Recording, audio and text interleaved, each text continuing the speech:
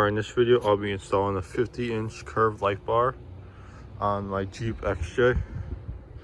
So the first thing you want to do is, when you get the brackets, is you want to measure 16.5 inches up.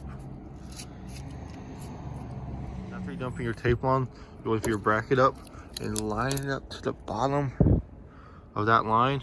And I can't do it with one hand, but just get a Sharpie and mark those 3 holes that are there. After marking your holes, you want to grab a drill with a drill bit with a 3/16 drill bit and just drill out these 3 holes. After you're done drilling your holes, you're gonna grab your bracket, put 1 rivet in, and just fit it into the hole. But I want to make sure all the brackets. Let's do that for a second. Make sure all the rivets line up before I put one in.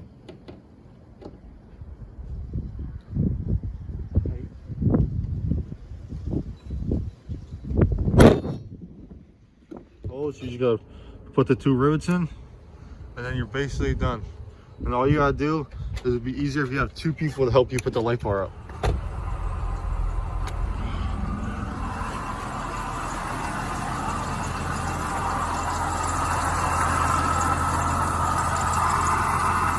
Just putting up the light bar.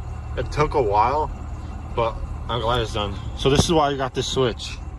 So all I gotta do is click this button. I had to cut the wiring harness that came with the rough country light bar, but you see how dark it is? This thing is crazy.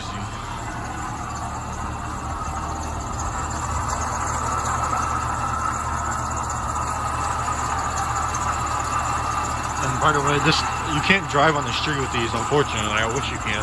That'd be sick. So if you guys like the video, like, comment, subscribe, and thank you.